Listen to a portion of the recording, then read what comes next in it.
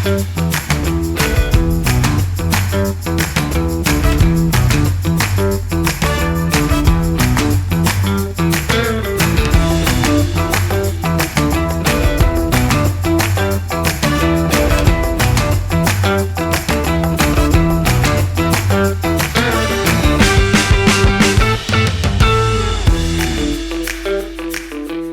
Brockmans a classic London dry gin, or is it different? Such a difficult question to answer.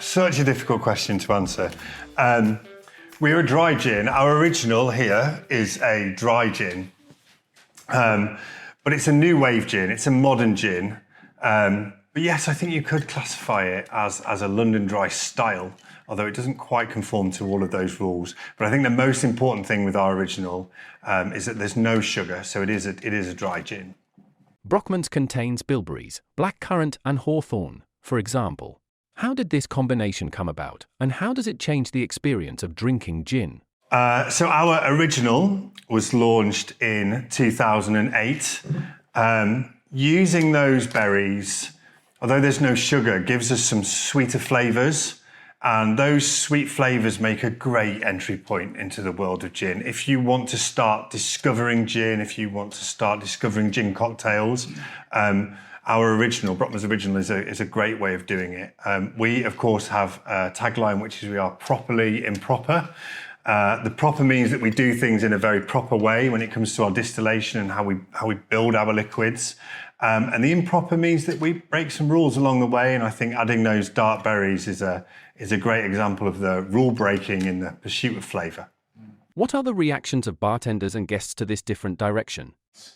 George, one of my favourite things to do is to taste Brockmans Original with long-term gin drinkers, people who are big gin fans, but who've never tried Brockmans before, because you're giving them everything that they love, and then you have this whole extra level of flavour with the berries. Bartenders get very excited. You can see them making drinks in their heads, which is very exciting to see. It's something I love doing, is tasting Brockmans with people for the first time. The reaction is always fantastic. How do you see your role as global brand ambassador, since it's not just marketing but also education, storytelling, and community work? I will tell everybody I think I have the best job in the world. Many days it doesn't really feel like a job. I've been here at Brockmans now for 10 years. As a brand ambassador, I've spent a long, big chunk of my life talking about this beautiful bottle and this fantastic gin. It is marketing, I guess, when you look at it. I work very closely with the marketing team. I also work with our commercial team. And I guess it's my job to tell our story and to meet, whether it's bartenders or consumers or our distributors in 67 countries around the world now. So I get to travel a little bit and tie those things in. But I would consider myself a storyteller, yeah. What does it mean to you to be the face of the brand? I mean, after 10 years, this is it's like my child. I'm so proud to represent Brockmans around the world. It's something that I love doing. It's a very exciting brand. I love the fact that we do what we do with such credibility, such honesty. So personally, I think I've got the best job in the world. Sustainability is becoming more and more important in spirits. How does Brockmans approach sustainability in production and in the brand overall? So I look after our sustainability. Our owner, Neil Everett, something that's very important to him. We are still a small company, the largest privately owned premium gin brand in the world. But as a company, we're still quite small in numbers. So we started by assessing what we do within the office when it comes to producing carbon. And over every year, we've kind of expanded that and expanded that and expanded that. We're now very proud to be a B Corp. So there are a set of ethics that we follow to make sure that we uphold those B Corp standards. Super important to us, something we're very proud of. And of course, we are 100% carbon neutral as a company. So that means everything from the flight I took to come and talk to you today, to our glass, to our liquid, to getting our product around the world. Everything we do is accounted for and offset. Brockmans bottles have a distinctive design. What does it stand for? Well, this is our new bottle, which we launched, I guess, about the midpoint of this year. So it's just finding its way into markets now. I guess this is the climax of what we've been doing with our sustainability efforts. We were due a redesign. I think we wanted to freshen up how we look as a bottle. But the most important thing is the glass that we use. So we're using 30% less glass than our competitors on average. That means that the carbon is reduced from the production of our glass through to the shipping, all the way through our supply chain, which is really important. And to gauge ourselves against our competitors is interesting to see that we are achieving. And I think it's a great bottle. It's really beautiful. And it's 100% recycled glass. So when you guys have finished your bottles of gin and you take them to be recycled, with a bit of luck, they'll find their way into another bottle. How do you see the Czech gin market? Has anything about the Czech gin scene surprised you? I think gin is still growing as a category. I think it has given our consumers and gin consumers chance to explore. There were so many exciting distilleries creating some really great flavours. I love watching gin consumers share those stories and share those flavours. So I think it's still growing. And I think it has brought a new lease of life to consumers to understand the process and understand how important it is to, those proper distillation methods, for instance, how important that is. Who has influenced you most in your career? Could you name 1, 2, or 3 people? It's super difficult. Do you know what? I think this black bottle probably influences me more than anything. 10 years ago, gin was very different as a category. Brockmans was very different. It was finding its way and understanding what it was as a brand. I have grown alongside it, I think. And as the brand's grown, I've grown. So it's been a great journey. And along that way, I've met some fantastic people. Neil, our owner, he's very hands-on, and he's always got time to share a gin and tonic with you. And a chat. So he's good guidance. How do you prepare for presentations and tastings? What do you focus on? I think it depends on who you're talking to, really. I think as a brand ambassador, probably the most important skill I have is to be able to understand a room, understand who I'm talking to, whether that's bartenders or whether that's consumers, and help them understand what we do as a brand and how we fit in to their bar or their drinks with friends. So it's kind of difficult, but at the same time, I find it incredibly rewarding when you can really understand a crowd and tell the stories that they want to hear. What do you enjoy most about your ambassador travels? Do you know, it's bartenders. I love bartenders. Their ethos and their personalities are very similar, whichever country you go to. But obviously with our agave cut and with Orange Kiss, we have a range of gins. And I think it's really interesting in a different country to give a masterclass to explain what we do as a brand, to present our SKUs, and then to listen to what they say. And different countries have different flavour requirements and trends. So there's always a slightly different preference. I've travelled a lot around the Mediterranean this summer, which has been fantastic. And places like Italy, Portugal, anywhere with the Med, our Orange Kiss has been doing incredibly well. But then those late night downtown smoky cocktail bars that you find in Soho and whatnot, the original still stands out. So it's great to see the trends in bartenders and flavours. Which cocktails do you think best show the character of Brockmans? With our original, I think a gin and tonic. I meet so many people who are not big gin and tonic fans. They really want to understand gin and they really want to get into gin and tonics, but they need an entry point.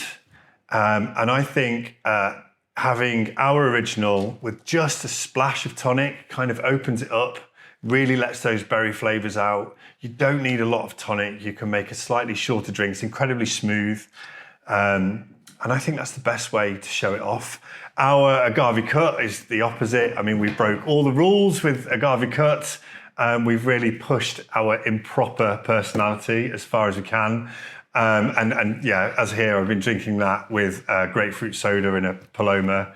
I think I have a little bit of a guilty pleasure for a tequila Paloma. So to see that come to fruition from Brockmans, it makes a great drink.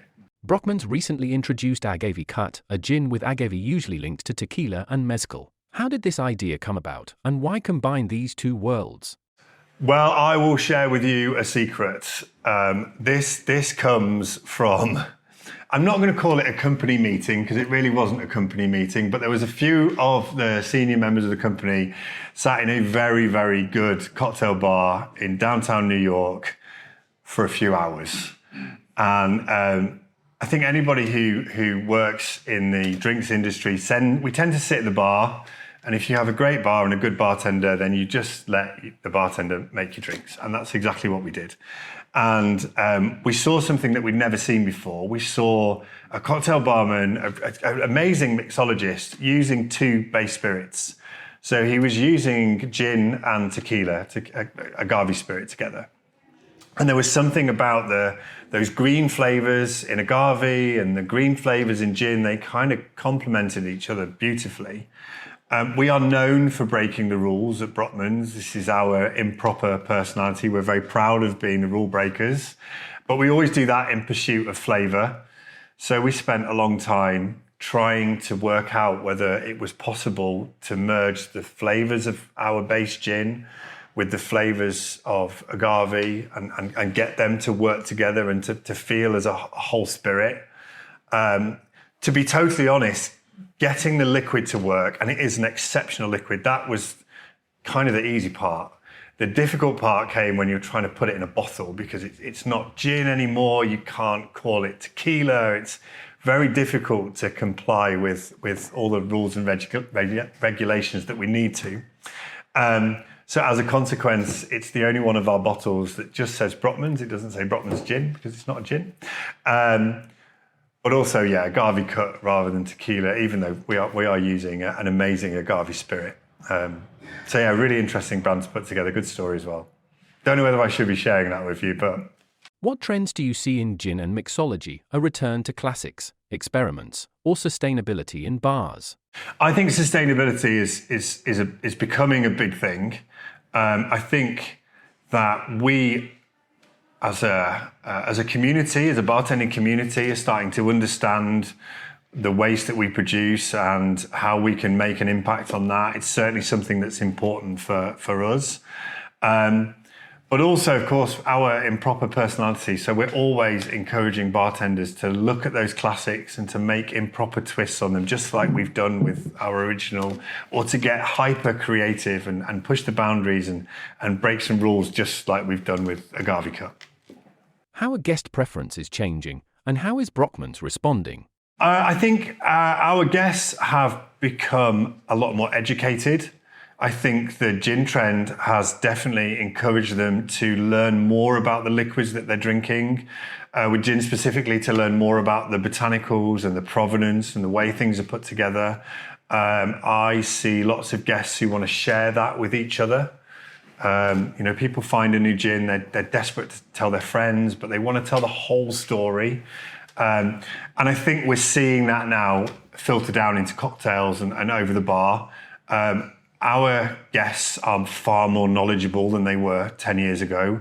Hopefully we've helped to educate them a little bit.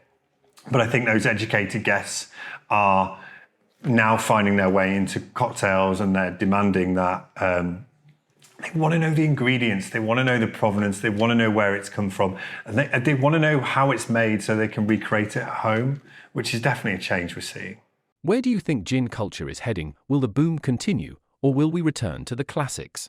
I think the classics are always going to be there. There are some amazing brands that have stood the test of time, and they absolutely deserve the pedestals that they are on. Saying that, you have some amazing brands who've pushed the boundaries and broke the rules and widened what gin means as a category, which I think is really important. Will the boom continue? is a very good question. My diary is booked up until the back end of next year. People are desperate to come and talk to us. They're desperate for me to come and visit them.